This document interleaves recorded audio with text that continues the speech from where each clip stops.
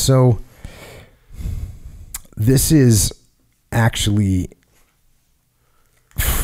like I said, he does a lot of, I didn't go into a lot of these, but this is Caesar's account of a battle against the Pompeians and at the Battle of Pharsalus. So I'm not going to read the whole thing, but there's some pretty cool points in here. Again, it's pretty cool that, I like first person accounts of things, right? Yeah. Let's get a first person account from Caesar up in here. And what's cool, he refers to himself in the third person for whatever reason. I'm sure there's some reason for that, but that's what he does. Here we go. Caesar. In the meanwhile, our soldiers at the given signal advanced with javelins in hand.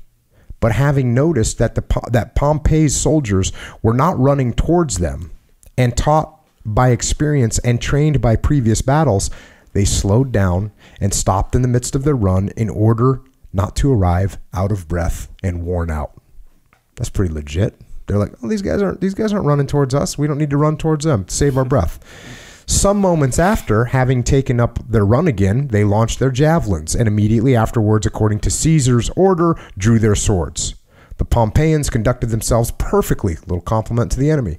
They received the darts courageously. They did not stir before the dash of the legions. They preserved their lines, and having dispatched their javelins, drew their swords. At the same time, Pompey's entire cavalry dashed from the left wing, as had been ordered, and the mass of his archers ran from all parts of the line. Our cavalry did not await the charge, but fell back a little. Pompey's cavalry became more pressing and commenced to reform its squadrons and turn our exposed flank.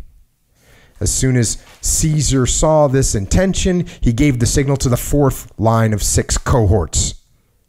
This line started directly, and standards low, they charged the Pompeian cavalry with such vigor and resolution that not a single man stood his ground. All wheeled about. That's what happens when you flank people. All wheeled about and not only withdrew in full flight, but gained the highest mountains as fast as they could. They left the archers and slingers without their defense and protection. These were all killed. At the same time, the cohorts moved to the rear of Pompey's left wing, which was still fighting and resisting, and attacked it in rear. Meanwhile, Caesar had advanced his third line, which up to this moment had been kept quietly at its post. These fresh troops relieved those that were fatigued. Pompey's men, taken in rear, could no longer hold out, and all took to flight. Caesar was not in error when he put these cohorts in a fourth line, particularly charged with meeting the cavalry, and urged them to do well since their effort would bring victory. They repulsed the cavalry. They cut to pieces the slingers and archers. They turned Pompey's left wing, and this decided the day. Caesar lost in this battle 200 soldiers, but nearly 30 of the bravest centurions were killed therein. Of Pompey's army of 15,000 perished, and more than 24,000 took refuge in the mountains. As Caesar had invested in the mountains with entrenchment, they surrendered the following day. And that's one of the things that Picq points out. He does a lot of comparisons, and we'll get to some of them, in the differences between ancient combat and modern combat. And one of the big things that he points out is in ancient combat, the winner would take very, very small amounts of casualties, and the loser would be exterminated in many cases. And what's different about modern battle, World War II, World War I, the victor and the loser, they're both going to take really bad casualties. In fact, sometimes they take almost the same amount of casualties. In fact, sometimes the loser of the battle takes less casualties, or takes more casualties. The winner takes more casualties, but they had more people, they had better maneuverability, they dropped bombs, whatever. So that's a really different thing. And that gets into the mental state, because think about if you and I were fighting in a battle, sure, and we knew that if we lost, we would die, you're going to fight harder. Yeah. You're going to be more aggressive. And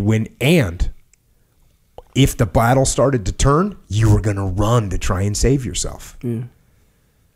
Whereas, in modern warfare, we take prisoners, you can survive and you can live to fight another day. So, you know what? Hey, I'm just going to surrender. I'm going to give up. You're not going to fight with that same kind of vigor. Now, there's a comment in here. The order to await the charge given by Pompey to his infantry was judged too severely by Caesar. Caesar certainly was right as a general rule. The enthusiasm of the troops must not be dampened, and the initiative of the attack indeed gives to the assailant a certain moral influence. So, clearly, if your team is aggressively getting after it, it's not a good idea to pull the reins on them. They got the momentum. They're going. They're fired up. Let them go. Let them rock and roll. Obviously, you don't want to let them run to your death, but you want to maintain that momentum to the best of your ability.